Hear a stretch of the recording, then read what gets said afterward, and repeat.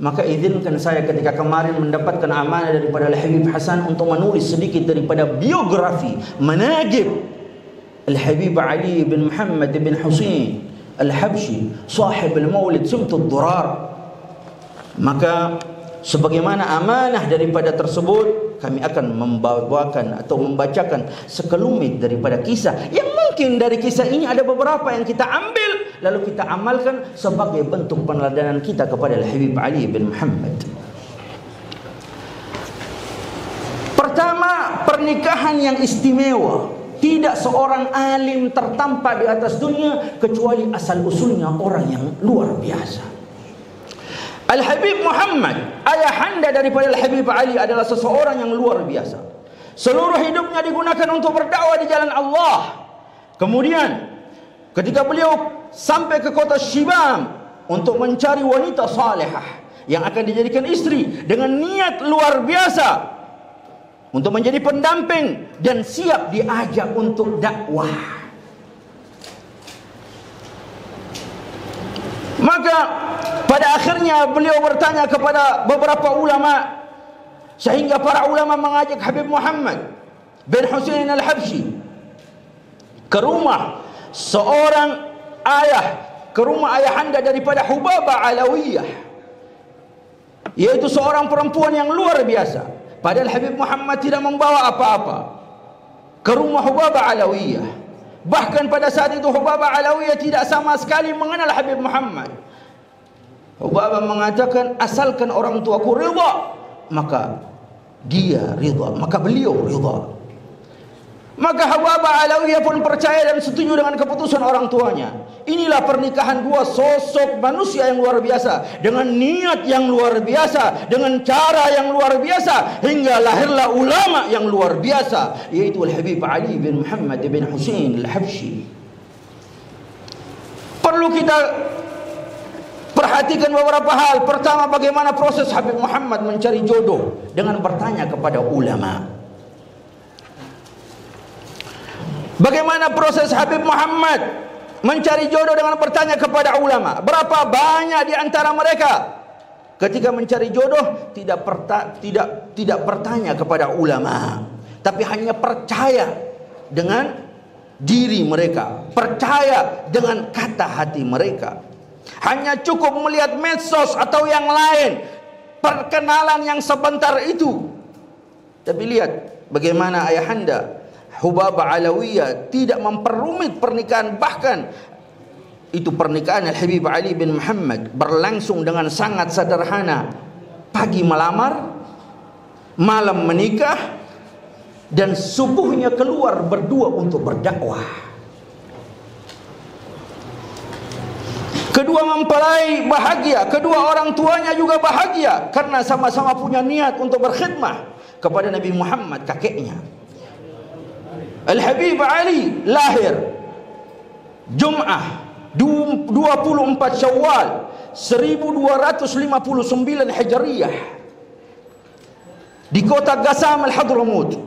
Ayah beliau Al-Habib Muhammad bin Husain Al-Habshi, seorang dai besar yang menjabat mufti Makkah selama 11 tahun. Sedangkan ibu beliau adalah Hubabah Alawiyah binti Husain bin Ahmad Al-Jufri, seorang daiyah, wanita yang gigih menyebarkan agama Rasulullah sallallahu alaihi wasallam.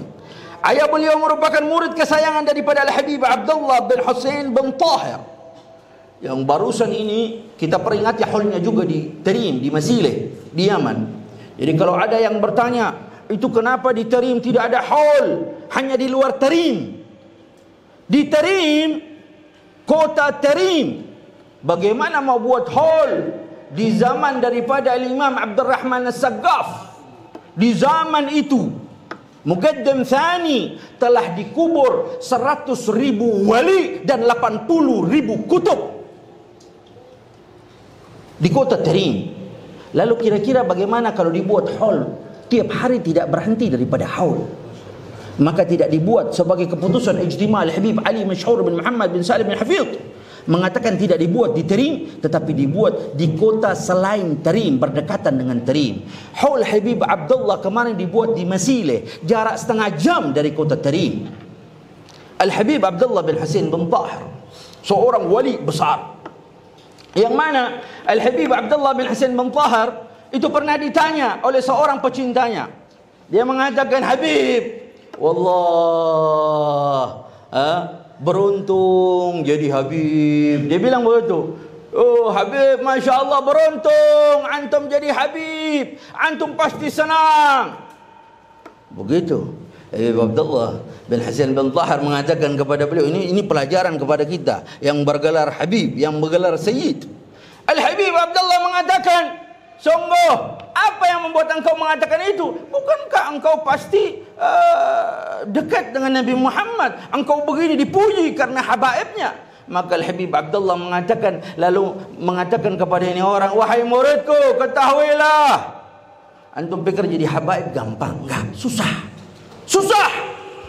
Kami para habaib kan nujumus samawat, seperti bintang yang ada di langit, yang ada di gunung-gunung yang paling tinggi. Kalau kami keluar dari jalur datu-datu kami, seperti kami jatuh dari gunung yang paling tinggi sampai ke bawah, hanya dua kemungkinan, mati atau cacat. Tapi kamu orang biasa, kamu beruntung. Kok saya yang beruntung? Kalau kamu keluar daripada jalur ayahmu, hanya seperti jatuh dari meja ke bawah, tidak sampai mati, kata Al-Habib Abdullah bin Hasan bin Tahir. Ini pelajaran berharga buat kita. Wala taqtarra bin nasabi, jangan kau sombong, jangan bangga dengan habaib kita. Al-Habib Abdullah bin Hasan bin Tahir yang setiap hari membaca 25.000 kalimat ya Allah, 25.000 kalimat la ilaha illallah, 25.000 kalimat salawat kepada Nabi Muhammad, membaca 10 juz Al-Quran, dan di dalam duha dan witir membaca 10 juz juga, sehingga setiap hari menghatamkan Al-Quran. Habib Abdullah sangat mencintai Habib Muhammad, ayah Habib Ali, sehingga satu hari beliau berkata, Muhammad bin Husain mengabdi kepada Rasulullah dengan sangat tulus, insya-Allah semua anaknya akan menjadi ulama. Ini perkataan Al-Habib Abdullah bin Hasan bin Tahir kepada ayah daripada Al-Habib Ali, dan ucapan ini terbukti sebagaimana kita saksikan. Wahai Muhammad, bahkan beliau beramanah, wahai Muhammad, namakan putramu dengan Ali, dia akan mewarisi kewalian Al-Habib Ali bin Alwi Khali' Qasam. Dan semenjak hari itu, demi hari itu, Al-Habib Ali tumbuh semua menjadi seorang anak yang mencintai ilmu dan para wali. Sejak kecil beliau senang memandang wajah kaum salihin, dan wajah kaum salihin yang pernah beliau temui di masa kecilnya terukir di dalam hatinya, dan tidak lapuk di zaman dan tidak sirna daripada hati dan sanubari Al-Habib Ali yang suci. Sehingga satu hari Al-Habib Ali ketika berusia 5 tahun, beliau berkata, saat aku berusia 5 tahun, aku bertemu dengan Habib Abdullah bin Hasan bin Faqih. Aku sangat mengenalnya, hingga saat ini aku masih dapat mengingat dirinya dengan jelas. Coba bayangkan, seseorang yang saleh, yang beliau temui di usianya masih muda, masih belia. Di masa tuanya pun beliau masih ingat dengan jelas, dan bahkan bisa menggambarkan bagaimana Al-Habib Abdullah bin Hasan bin Faqih. Hal ini membuktikan bahawa sejak kecil beliau telah mencintai para wali-wali Allah. Habib Ali tumbuh di lingkungan keluarga yang salihah. Keharmonisan rumah tangga yang dibangun dengan takwa merupakan syarat keberhasilan rumah tangga dunia akhirat. Al-Habib Ali berkata, ketahuilah, jika rumah dihuni oleh istri yang salihah, maka semua penghuni akan menjadi saleh dan baik.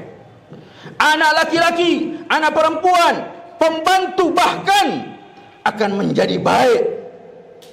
Seorang suami jika mengetahui bahwa istrinya adalah wanita yang salihah, dia akan merasa malu kepada dirinya sendiri, dan kemudian dia akan berusaha menjadi lebih baik. Hadirin yang dimuliakan Allah Subhanahu wa ta'ala, saat Al-Habib Ali berumur 7 tahun, beliau mendapatkan tugas untuk berdakwah ke Makkah Al-Mukarramah. hingga batas waktu yang tidak ditentukan. Maka tinggallah Habib Ali bersama ibunya tercinta Al-Habib Muhammad yang berdakwah ke kota Makkah. Maka tinggallah Habib Ali bersama ibunda tercinta di kota Ghasam. Seorang ibu yang sangat mencintai putranya, mendidiknya dengan sebaik-baik didikan. Setelah 5 tahun di Ghasam, kegigihan, kecerdasan Al-Habib Ali menarik perhatian beberapa kaum salihin di zaman itu. Di antaranya Al-Habib Umar bin Hasan Al-Haddad. Bahkan karena sangat mencintai Al-Habib Ali, Al-Habib Umar bin Hasan Al-Haddad segera menemui ayah daripada Al-Habib Ali di Makkatul Mukarramah, dan khusus di dalam pertemuan itu meminta untuk beliau memerintahkan Habib Ali pindah ke kota lain yang banyak ulamanya, sehingga Al-Habib Ali dapat menuntut ilmu lebih banyak dan menjadi seorang yang benar-benar berilmu. Al-Habib Muhammad menyetujuinya dan memerintahkan istri beliau Al-Hubabah Alawiyah Al-Jufri untuk menemui Habib Abdullah bin Husain bin Tahir guna persetujuan untuk membawa Al-Habib Ali pindah ke kota Sewun. Kota Sewun berarti beliau pindah di kota Sewun ketika umur kurang lebih 12 tahun. Saat itu Habib Ali bersama ibunya menemui Al-Habib Abdullah bin Hasan bin Tahir, dan ketika melihat Habib Ali, Al-Habib Abdullah bin Hasan bin Tahir memberinya ilbas sufiyah, pakaiannya, sorbannya Al-Habib Abdullah diberikan langsung, dipakaikan langsung kepada sang anak kecil, yaitu Al-Habib Ali bin Muhammad, sebagai tanda ini anak bukan anak sembarangan, dan mengizinkan keduanya untuk pindah, beliau berserta ibunya untuk pindah dan tinggal di kota Sewun. Di kota Sewun, Habib Ali belajar dengan gigih, tak kenal lelah, siang dan malam. Berbagai ilmu beliau pelajari dengan tekun. Sejumlah ulama terkemuka di masa itu beliau datangi. Kegigihan Al-Habib Ali di dalam menuntut ilmu tidak diragukan lagi. Buktinya, Habib Ali mampu menulis sendiri buku-buku yang dipelajarinya. Dan dalam sebuah nasihatnya, kutipan daripada Maulid Syamsul Durar di belakangnya, beliau pernah berkata, ketika aku masih kecil, kurang lebih 14 judul kitab kutulis dengan tanganku sendiri, kata Al-Habib Ali. Di antaranya Mukhtasar Latif, Al-Mukhtasar Kabir, Al-Umdah, Al-Manhaj, Fathul Mu'in, dan Irsyad Al-Mutammimah, Syarhul Qatar, dan Salasilul Khitab. Hadirin yang berbahagia, ketika Al-Habib Ali menginjak usia 17 tahun, ayah beliau tak kuasa menahan gelora rindu, meminta Al-Habib Ali untuk datang belajar ke Makkatul Mukarramah dengan berat hati karena harus meninggalkan sang ibu yang dicintainya. Sosok wanita salehah ini yang sejak kecil sampai remaja menemani dan mendidiknya, kini Habib Ali harus meninggalkan daripada ibunya demi satu perkara yang mulia, yaitu menuntut ilmu. Setibanya di Makkah, Al-Habib Ali dididik langsung oleh ayahnya Al-Habib Muhammad. Sebagaimana kita ketahui, di kota Makkah dikunjungi oleh umat Islam dari berbagai penjuru dunia. Tentunya berbagai mazhab dan tariqah berkembang di sana. Demi menjaga agar Al-Habib Ali dan saudaranya tetap berpegang terhadap tariqah Alawiyah, tariqah Salaf, tariqah anak cucu Nabi Muhammad, maka Habib Muhammad melarang mereka untuk keluar dari lingkungan rumah kecuali bersama Habib Muhammad. Di samping itu, kota Makkah, Al-Habib Ali gigih di dalam menuntut ilmu. Beliau mengatakan, saat kami berada di Makkah, kami pelajari kitab Al-Minhaj dengan baik. Setiap kali mengkaji kitab itu, kami hadirkan 12 buku, 12 syarahnya, dan kami hafalkan semua keterangan yang berada di 12 kitab syarah tersebut di luar kepala. Kemudian kami baca buku, baca kitab tersebut di hadapan guru-guru kami dengan cara menghafal.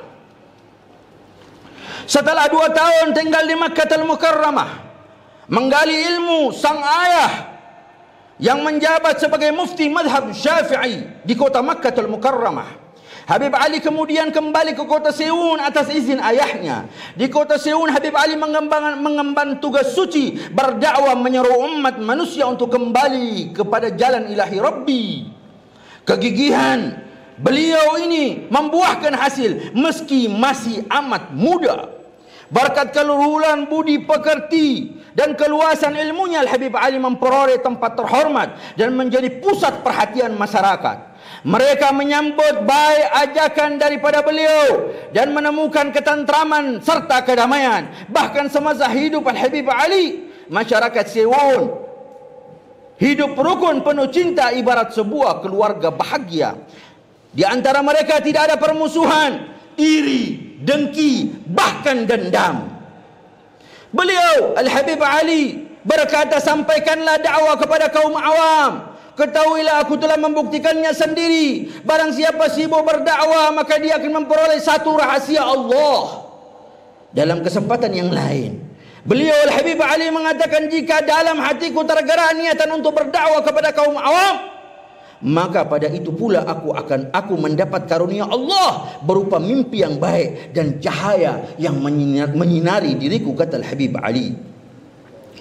Al-Habib Ali dimuliakan oleh Allah. Saat kurang lebih berusia 21 tahun, Habib Ali kembali menuju Makkah bersama sahabat sejati beliau, Al-Habib Hasan bin Ahmad Al-Aidrus. Di tengah perjalanan di kota Sihir, Habib Ali bertemu dengan Habib Abu Bakar Al-Attas. Inilah pertemuan pertama dengan sang guru yang akan menjadi jantung hatinya. Pertemuan yang begitu dahsyat dan tidak terlupakan sepanjang masa. Al-Habib Ali berkata, ketika pertama kali aku bertemu dengan Habib Abu Bakar Al-Attas, jantungku berdebar. Tak seperti biasanya. Kulihat beliau diliputi cahaya. Manusia ini beliau Habib Abu Bakar manusia atau malaikat, kataku dalam hati. Malam harinya aku tidak dapat tidur dan khawatir jika satu saat aku harus berpisah dengan Al-Habib Abu Bakar Al-Attas. Habib Ali mencintai gurunya dengan sepenuh hati. Cinta beliau dijadikan suri tauladan para ulama di Hadramaut. Bahkan mereka berkata, guru selayaknya seperti Habib Abu Bakar Al-Attas dan murid seharusnya seperti Al-Habib Ali Al-Habsyi. Salah satu contoh betapa beliau mencintai gurunya adalah ucapan beliau. Beliau mengatakan, dahulu saat bersama Habib Abu Bakar, andai kata majelis itu berlangsung selama 1 tahun tanpa henti, maka aku tidak akan mempertanyakan bagaimana aku harus makan atau minum. Bahkan ingatan kepada dunia sedikit pun tidak terlintas dalam hatiku, dan aku dalam keadaan terguyur hatiku oleh nikmat Allah karena memandang wajah Al-Habib Abu Bakar Al-Attas. Perihal gurunya yang mulia, Al-Habib Ali berkata kepada putri tercintanya Al-Hubabah Khadijah, duhai putriku, engkau tidak pernah bertemu dengan Habib Abu Bakar Al-Attas, akan tetapi kalian semua mencintainya. Habib Abu Bakar pernah berkata, orang yang mencintaiku adalah orang yang berbahagia, sa'id wa salih. Kelak di hari kiamat, diriku, sahabatku dan para pecintaku, inilah para habaib. Mereka tidak mengatakan zuriatku, tetapi mereka katakan para pecintaku, seolah terbuka kepada sesiapa yang datang mencintai para habaib. Para pecintaku akan berada di bawah naungan arsy Allah dan orang-orang yang saat itu ingin menjadi sahabatku. Setelah bertemu dengan gurunya, Al-Habib Ali memperoleh karunia yang tiada tara. Sampai ke Madinah berziarah kepada Nabi Muhammad, Habib Ali langsung melihat Nabi Muhammad secara yaghadah, melihat Nabi Muhammad dengan nyata, sallallahu alaihi wasallam alaihi. Hadirin yang dimuliakan Allah Subhanahu wa taala, coba perhatikan bagaimana seseorang yang dimuliakan Allah mampu sampai kepada kedudukan yang tinggi, padahal usia belum genap 22 tahun sudah bertemu dengan nyata kepada Habibuna Muhammad. Lalu tanya kita cucunya, kita pecintanya, jangankan bertemu ya Allah, mimpi pun, apakah kita pernah bermimpi wajah Nabi Muhammad? Ya Rabb, mudah-mudahan dengan izin Al-Habib Ali dan keberkahan daripada acara ini, sepulang ini mungkin sebelum kita minta semua, sebelum wafat kita bermimpi melihat wajah agung Nabi Muhammad. Ya Allah. Beliau Al-Habib Ali berbudi mulia, berilmu tinggi, beribadah dengan sepenuh hati dan selalu ingat kepada Ilahi Rabbi. di antara amal beliau. Siapa yang bisa di antara kita membaca Dalail Khairat sebanyak 7 kali dan khatam setiap kali berziarah di hadapan Nabi Muhammad? Siapa di antara kita yang sanggup salat tarawih 20 rakaat, membaca setengah juz Al-Quran di dalam rakaatnya, setiap rakaatnya, sehingga hari ini kita khatam, sehingga 3 hari khatam Al-Quran di dalam salat. Bahkan di Maluku terkesan tarawih kita singkat. Ayo, masjid yang masih 8 rakaat, ada imam masjid, kembalikan kepada tatanan para ulama. Lihat Al-Habib Ali bin Muhammad. Siapa di antara kita yang sanggup menghafalkan 12 sarah minhaj di luar kepala? Siapa di antara kita yang sanggup menulis 4 kitab dengan tangannya sendiri? Siapa dari kita yang mampu, yang mau bahkan mendoakan orang-orang yang memusuhi Al-Habib Ali dengan penuh kasih dan sayang? Al-Habib Ali telah melakukan semua itu, sehingga pantaslah jika Rasulullah menyambut dan menemuinya dengan penuh cinta. Al-Habib Ali berkata, alhamdulillah, setiap hari kulewatkan malam dengan hati yang tidak ada sedikit pun kebencian kepada seorang muslim. Bahkan aku doakan orang yang memusuhiku seperti aku mendoakan orang yang aku cinta.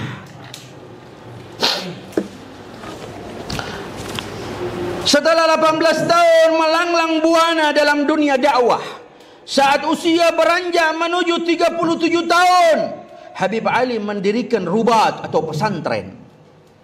Itulah pesantren pertama yang berdiri di tanah Hadramaut. Semua keperluan para santri, sandang, pangan, papan, semua beliau jamin. Pada saat itu Hadramaut belum ada pondok pesantren atau apapun. Pendidikan agama hanya melalui halagah-halagah dengan para habaib dan para masyayikh serta para ulama di zamannya. Karena ingin memberikan fasilitas yang lebih untuk orang-orang yang mempelajari warisan Nabi Muhammad, kemudian beliau mendirikan rubat dengan biayanya sendiri dan dengan segala keterbatasannya. Beliau memulai untuk mendirikan rubat dan semua santri di sana ditanggung nafkahnya dan belajar agama secara gratis, dan rubat tersebut menjadi pondok pesantren pertama dan tertua di tanah Hadramaut.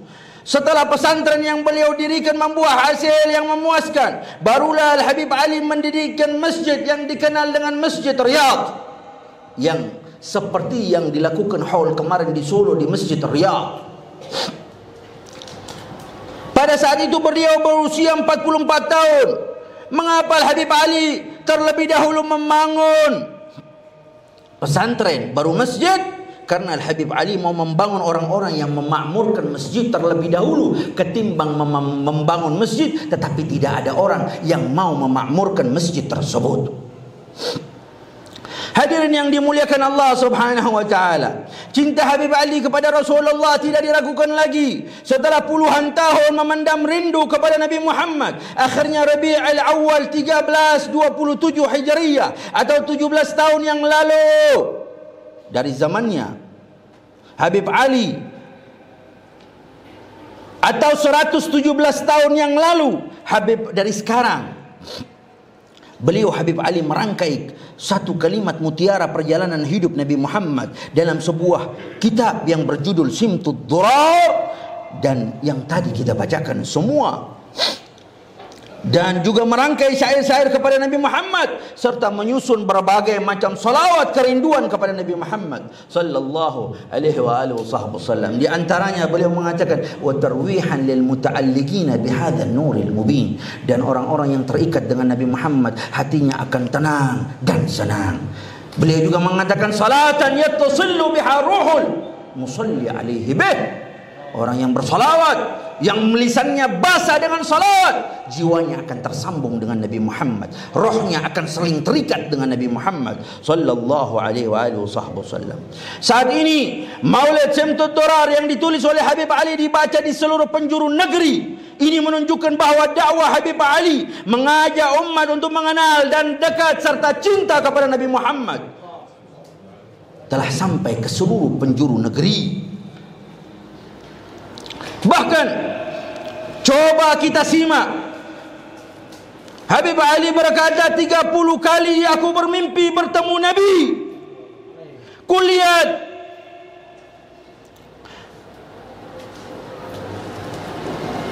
coba kita simak ungkapan daripada Al-Habib Abdul Qadir bin Qutban As-Sagaf kepada Al-Habib Ali. Al-Habib Abdul Qadir bin Qutban mengatakan, 30 kali aku bermimpi bertemu Nabi. Kulihat wahai Ali, engkau ada di hadapan Nabi Muhammad. Kemudian 11 kali aku bermimpi, aku melihat engkau mengenakan selendang sesuai sunnah Nabi Muhammad, berjalan di belakang Nabi Muhammad. Bahkan setiap kali engkau melangkahkan kaki, engkau letakkan kakimu tepat di atas telapak kaki Nabi Muhammad yang telah Nabi Muhammad lewati. Dan setiap 2 langkah Rasulullah menoleh ke belakang dan membalikkan badan, menengokmu dan tersenyum kepadamu. Beliau berbicara kepadamu wahai Ali dengan perkataan yang tidak aku fahami, kata Al-Habib Abdul Qadir bin Qutban. Tidak cukup demikian, seorang pria berkebangsaan Maroko 3 hari berturut-turut bermimpi Nabi Muhammad, lalu mengatakan, bertanya kepada Nabi Muhammad, wahai Rasul, duhai Rasul, siapa yang paling kau cintai? Maka Rasul pun menjawab, anakku Ali bin Muhammad, anakku Ali bin Muhammad Al-Habsyi, anakku Ali bin Muhammad Al-Habsyi. Mengapa ikrar cinta Nabi Muhammad kepada Al-Habib Ali disampaikan melalui mimpi para ulama, tidak langsung kepada Al-Habib Ali Al-Habsyi? Karena Nabi Muhammad ingin mengumumkan, memproklamirkan kepada seluruh makhluk bahwa Nabi Muhammad mencintai Habib Ali. Berapa banyak manusia mencintai Nabi Muhammad, tapi belum tentu Nabi Muhammad cinta kepada mereka. Tetapi ketika seseorang dicintai Nabi Muhammad, sungguh besar kenikmatan dan anugerah itu. Hadirin yang dimuliakan Allah Subhanahu wa taala, Habib Ali bukanlah seorang pedagang, bukan saudagar, bukan jutawan, bukan milioner. Akan tetapi rumah beliau terbuka untuk umum, untuk para tamu-tamu, dan diriwayatkan orang saleh mencintai para tamu. Setiap tahun di Kamis akhir bulan Rabiul Awal, Habib Ali menjamin semua keperluan orang yang menghadiri maulid beliau yang diselenggarakan. Jumlah mereka tidak kurang yang hadir 40.000 manusia. Beliau berkata, berusahalah untuk menegakkan agama kalian. Jika kalian tegakkan agama, maka dunia kalian akan mendatangi kalian. Dunia itu mengikuti agama. Lihatlah, aku tidak berdagang kemanapun, tapi saat ini tidak ada yang menyamai kedudukanku, meskipun ia seorang raja yang mampu menjamu tamu dengan 100 karung gandum, 200 ekor kambing setiap harinya.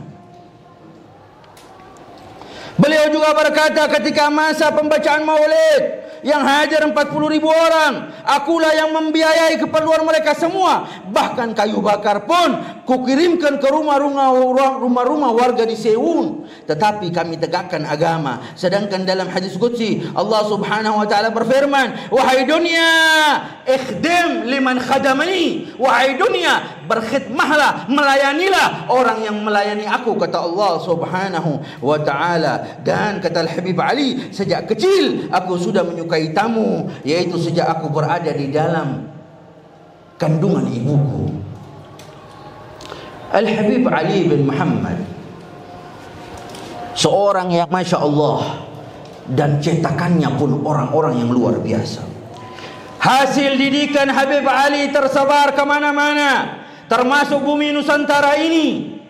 Di antaranya adalah Habib Muhammad bin Idrus Al-Habsyi yang kemarin diperingati haulnya di Surabaya. Al-Habib Muhammad bin Idrus Al-Habsyi, haul yang ke-107. Dalam riwayat Al-Habib Idrus bin Muhammad Al-Habsyi adalah seorang mertua yang tidak pernah mau dicium tangan oleh menantunya. Tidak pernah. Siapa menantunya? Al-Habib Muhammad bin Ahmad Al-Muhdar.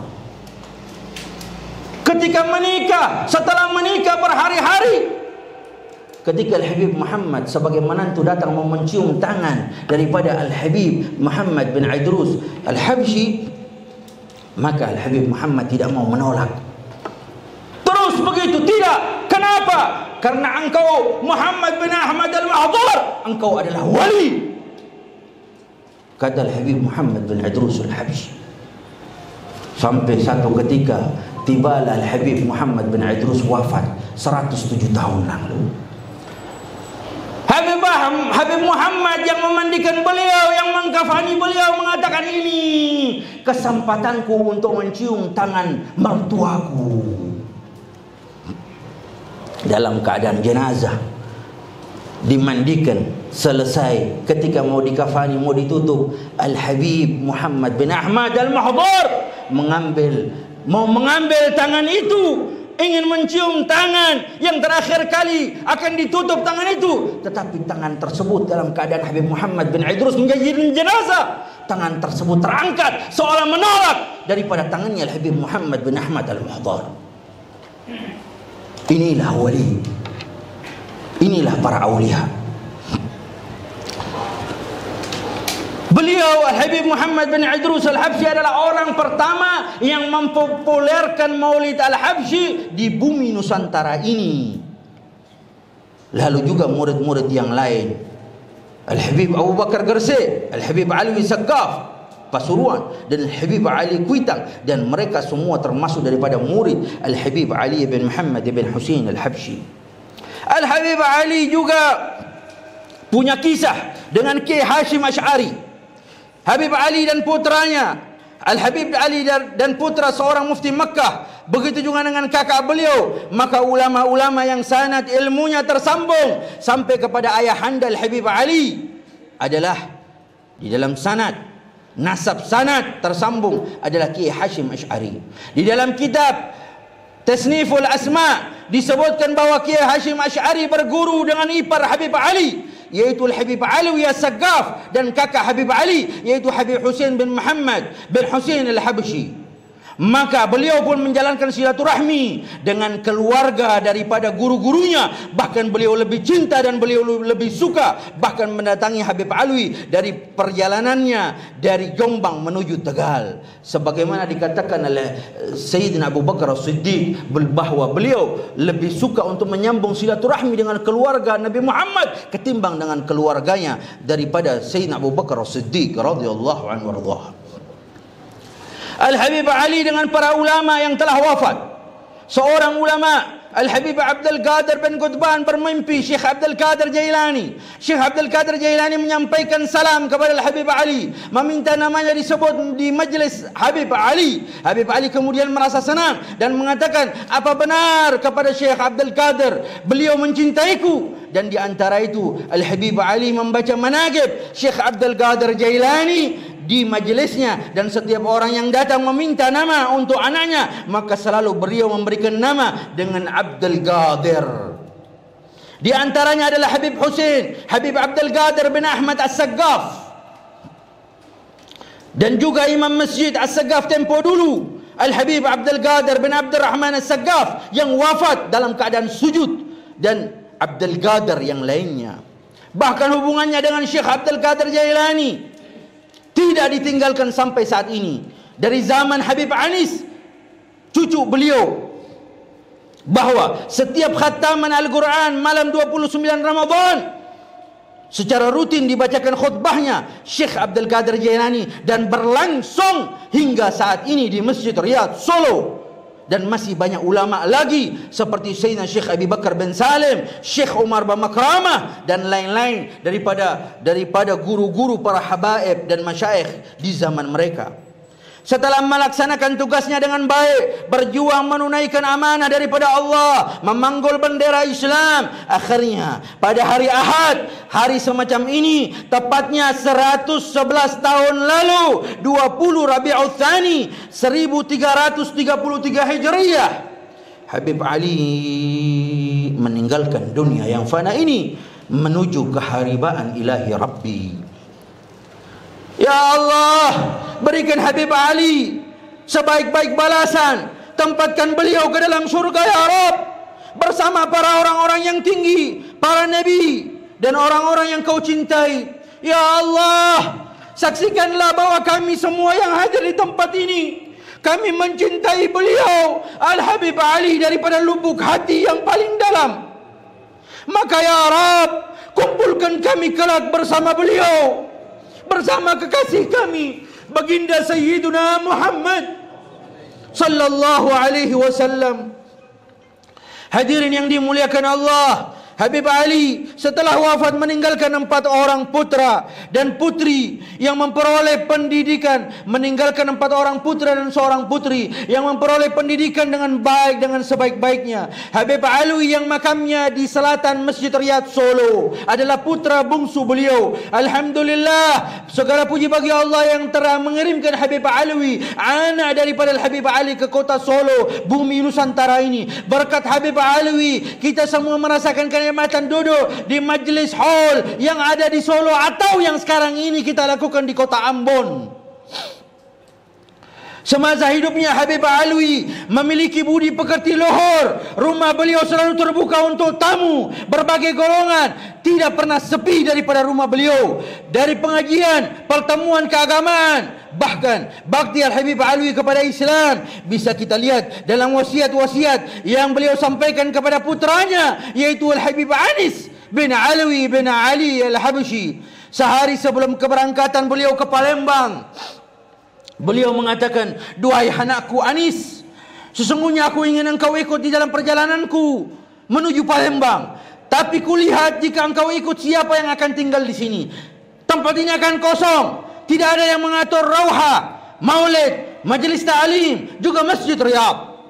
Begitu pula ibu dan saudara-saudaramu akan kesepian jika kita semua berangkat. Maka engkau, aku perintahkan tinggal di sini, menyenangkan hati mereka, hibur mereka, agar mereka tidak merasa kesepian. Duhai anakku, aku ingin engkau hanya mengantarku sampai Semarang. Jika telah kami meninggalkan Semarang menuju Jakarta dan akan menuju Palembang, kembalilah engkau ke Solo, wahai Anis, agar ibumu, saudara-saudaramu, tetangga masjidmu ini akan merasa tentram dengan keberadaanmu. Dan aku wasiatkan kepadamu, dalam keadaan apapun berusahalah untuk memakmurkan masjid ini, tempat ini, zawiyah ini, baik kegiatan roha, maulid, majlis ta'lim dan yang ada di sini. Kerjakan tugas ini bersama saudaramu Abu Bakar. Kerjakan segala hal yang kulakukan selagi aku berada di sini. Jangan sampai sesuatu yang berkurang, baik itu di roha, di majlis ta'lim, maulid, di hizib Al-Quran, di antara maghrib dan isya, di salat 5 waktu di Masjid Riyadh. Sehingga kendati aku tidak ada di sini, tetangga pun tidak merasa kesepian dan mereka tetap menuju masjid seperti biasanya, seakan-akan aku berada di tengah mereka. Karena Anis, engkau adalah aku dan engkau adalah daripada kakekmu Ali bin Muhammad. Dan aku tidak akan memberimu wasiat untuk mengurusi saudara-saudaramu yang lain, yang tinggal di rumah lain, yaitu Ali beserta ibunya dan saudaranya. Sebab saat aku ada di sini, aku telah menyaksikan engkau telah mengurus dan membahagiakan mereka, menyenangkan hatiku. Apalagi saat aku pergi nanti, pasti lebih memperhatikan mereka. Sehingga pada tanggal 20 Rabi'ul Awal 1373 Hijriyah, Al-Habib Alwi ibn Ali ibn Muhammad Al-Habshi akhirnya ketika menuju Palembang, berdakwah ke Palembang, beliau meninggal dunia di kota Palembang dan jenazahnya dibawa dimakamkan di kota Solo. Seperti yang kita kalau sampai ke Solo kita berziarah ke makam Al-Habib Anis, di sebelahnya adalah ayahnya Al-Habib Alwi. Hadirin dan hadirat yang dimuliakan Allah Subhanahu wa taala. Sebagaimana kita ketahui, sepeninggal Habib Alwi, Habib Anis melaksanakan wasiat ayahandanya tersebut dengan baik. Beliau melanjutkan mengemban semua kegiatan yang telah diwasiatkan oleh ayah dan kakek dan kakeknya tercinta. Beliau memiliki budi pekerti yang luhur, sebagaimana tampak di wajahnya yang penuh senyum. Beliau murah senyum kepada siapapun. Salah satu keistimewaan daripada cinta ke Al-Habib Anis adalah beliau selalu senyum kepada para tamunya. Semasa hidupnya Habib Anis melayani para tamu dengan sepenuh hati, dengan cinta, baik tamu tua ataupun muda, anak-anak atau dewasa, semua beliau berikan perhatian yang sama dan pelayanan yang sangat memuaskan. Habib Anis mewarisi akhlak Rasulullah. Siapapun yang duduk dengan beliau akan merasa seperti orang yang beliau paling cintai. Kendati demikian, saat duduk bersama para ulama, Habib Anis berkata kepada mereka, "Saya tidak memiliki amal apa-apa. Saya hanya mencintai orang-orang yang saleh." Sebagaimana kata daripada Imam Syafi'i, bahwa uhibbus salihin walastu minhum, saya bukan orang-orang yang saleh, tapi saya mencintai mereka. Kata Imam Syafi'i, hatta agar kelak aku mendapatkan syafaat melalui mereka, kata Imam Syafi'i. Pada Senin 14 Syawal 1427 Hijriah, beliau Al-Habib Anis bin Alawi ibn Ali Al-Habshi berpulang ke rahmatullah. Beliau meninggal dunia. Semoga Allah memberikan Habib Anis rahmatnya. Dikumpulkan bersama ayahnya Al-Habib Alawi, bersama kakeknya Al-Habib Ali, di bawah panji Nabi Muhammad sallallahu alaihi wa alihi wa sahbihi wasallam. Dan semoga putra-putra Al-Habib Anis beserta cucunya yang sekarang memanggu daripada sahibul bait, daripada sahibul hajat, ketika Haul Solo, yaitu Al-Habib Hasan dan saudara-saudara yang lain, Habib Hasan bin Anis bin Alwi bin Ali ibn Muhammad ibn Husain Al-Habshi. Mudah-mudahan Allah panjangkan umur mereka. Mudah-mudahan Allah jaga mereka sebagai khalifah Al-Habib Ali bin Muhammad di bumi Nusantara ini, dan membawa keberkahan bukan dari Solo saja, dan terbukti hari ini juga kita memperingati beliau. Dan mudah-mudahan kita berdoa, kita minta kepada Allah agar insya-Allah kota Ambon, Maluku juga akan diliputi keberkahan Al-Habib Ali bin Muhammad. Dan insya-Allah kita pulang akan membawa keberkahan tersebut. Dan sebelum kami akhiri, beberapa ijazah daripada Al-Habib Ali bin Muhammad yang kami sendiri sudah menyampaikan kepada cucu-cucu beliau, di antaranya Al-Habib Alwi bin Ali Al-Habshi dan Al-Habib Muhammad bin Husain bin Anis Al-Habshi, bahwa akan melakukan haul di Ambon. Dan kami meminta beberapa ijazah, maka disampaikan beliau mengamanatkan, salamkan kami kepada ahli Ambon, orang-orang yang hadir di majlisnya Habib Ali. Katakan mereka tidak akan sia-sia di dalam majlis mereka. Habib Ali akan pulang bersama mereka, akan mendekatkan mereka dengan Nabi Muhammad sallallahu alaihi wa alihi wasallam. Dan di antaranya doa yang Al-Habib Ali mewasiatkan untuk kita sering membacanya, agar kita yang di sini yang mungkin memiliki handphone, catat bahasa Indonesianya atau bahasa Arabnya, atau hanya merekam dan nanti bisa menuliskan kembali. Habib Ali memberikan wasiat doa agar kita semua berdoa dengan satu doa, yaitu Allahumma inni ala ma turiduhu minni wa waffiqni lima yurdika anni. Ya Allah, tolong aku dalam mengerjakan apa yang kau inginkan dariku, kata Al-Habib Ali, dan berikan aku taufik untuk menjalankan apa yang engkau ridai. Sama-sama kita baca, Allahumma a'inni ala ma turiduhu minni wa waffiqni lima yurdika anni. Ulangi lagi 3 kali. Bismillahirrahmanirrahim. Allahumma a'inni ala ma turiduhu minni wa waffiqni lima yurdika anni. Allahumma a'inni ala ma turiduhu minni wa wafiqni lima yurdika anni ya rabbal alamin. Dan juga ijazah daripada Habib Muhammad bin Ahmad Al-Mahdar memberikan faedah kepada Al-Habib Alwi bin Muhammad bin Tahir Al-Haddad.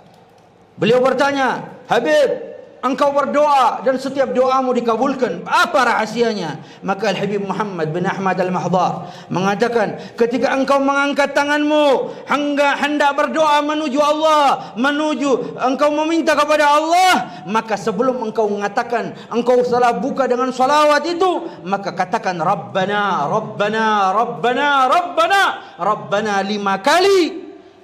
Lalu engkau angkat tangan dan berdoa kepada Allah Subhanahu wa ta'ala.